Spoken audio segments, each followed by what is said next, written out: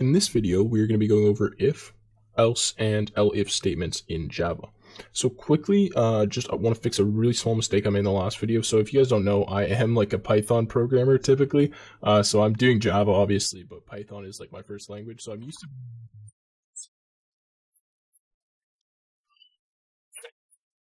signs on strings. Now that's not incorrect to do that, but it's not going to work the way you think right now. So if you want to compare if two strings are logically the same, like the actual string values are the same, what you should actually do is say you have a string, so s in this case, you have to do dot equals, okay?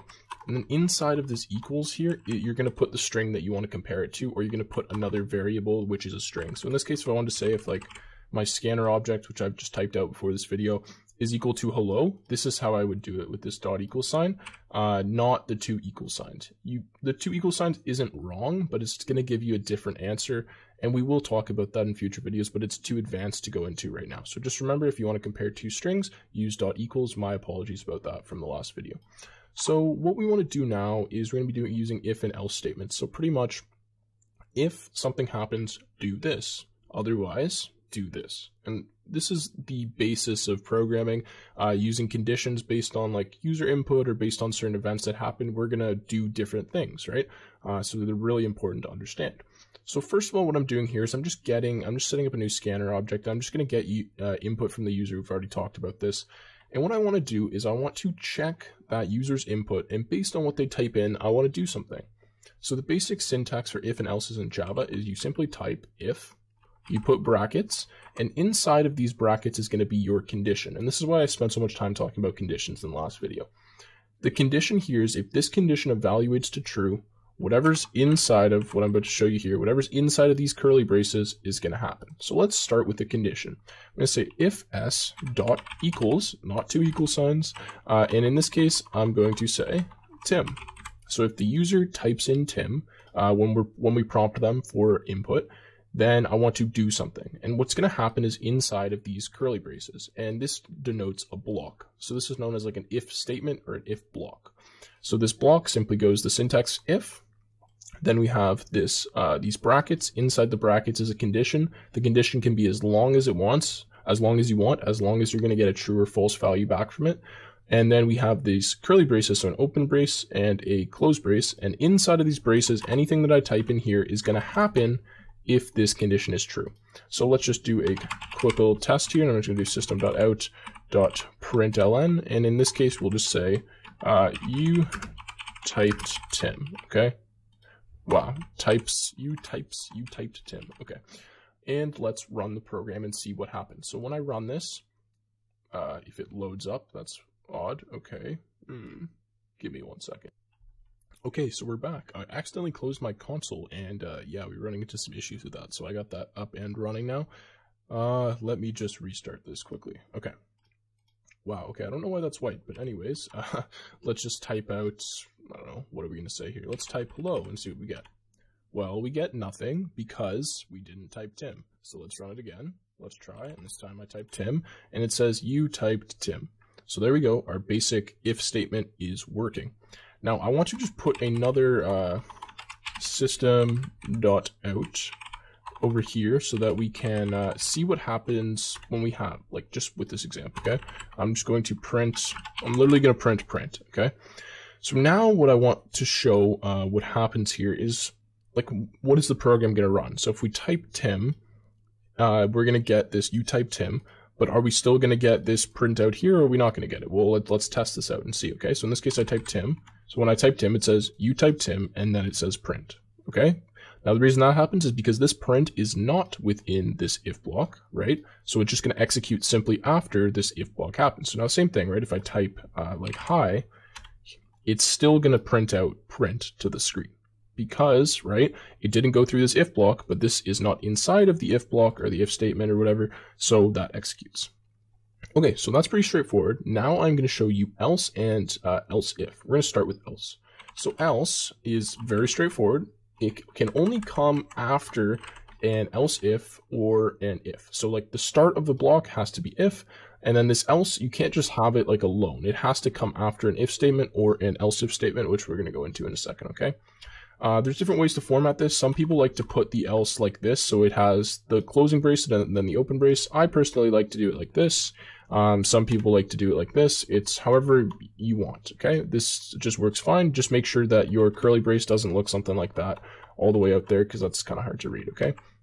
So what I'm going to do now is I'm going to put this print statement, and I'm going to put it in my else statement, all right?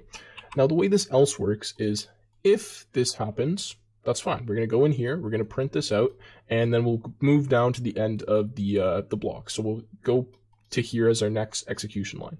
Now, if this doesn't happen, so other words or else, then we print this. So we're either printing utype_tim or print. We're never printing both because one of them is if and one of them is else. All right, so let's test this out. If I type Tim, we get utype_tim. Okay, if I type anything else, so like some random letters, and I hit enter, you get print. So the way this else works is it's meant to do something if this condition is not true, right? Okay, so that's pretty straightforward. I don't think I need to talk about that anymore. The next one I'm going to show you is else if. Now, this is a way that we can add multiple if conditions in one kind of block, okay? So what I can do now is I can do like else if, and now it's the exact same syntax as a regular if statement, except you just have this else before. And obviously, since this is an else, it has to come after an initial if statement. So you can have as many of these else ifs as you want. Now, first I'll just put a condition in here. So I'll say s dot equals, and in this case, let's just say like hello, okay? And then in here, we'll just do system dot out dot println, and we'll just say hi, because we want to greet them back. They said hello. Okay, so again, the way this is going to work is we're going to go through. We're going to check. We're going to get our scanner input. We get s. Say, okay, what's s? Is s equal to Tim? If it is, we're going to print this, and then we're going to move down after the last else statement. We're not going to even bother checking if it's something else, because if it's equal to Tim, then we know that we shouldn't bother looking at the else ifs, right? Now, if it's not equal to Tim, what we're going to do is we're going to go through and we're going to check. We're going to say, okay, else if, that's our next block, is it equal to hello? If it's equal to hello, we're going to print hi. We're going to move on with our lives. We're going to move down here. We're not even going to bother going to the else, okay? Now, if it's not equal to hello, we're going to go into the else statement, and we're just simply going to print. There's no condition. It's just automatically going to happen. If you print anything other than hello or Tim, we're going to print. Okay, so let's try this out, and let's type hello, and you can see we get hi. All right. Now, if I type anything else in here, so like some random letters, we get print. Okay. And that is how that works. Now, I can show you, I can add as many else ifs as I want. So if I copy this and I simply paste it down here, I can have another else if, and in here I could have hi. And then in here I could type hello. And we could keep going, and we could do as many else ifs as we want. Just know that whenever you have kind of a block that looks like this, it has to start with an if statement, and it actually doesn't have to end with an else. So an else just should be the last thing. So if you have any else ifs, else will be your last thing. Like I couldn't do an elif here and then try typing. Like that's not okay. You can't do that.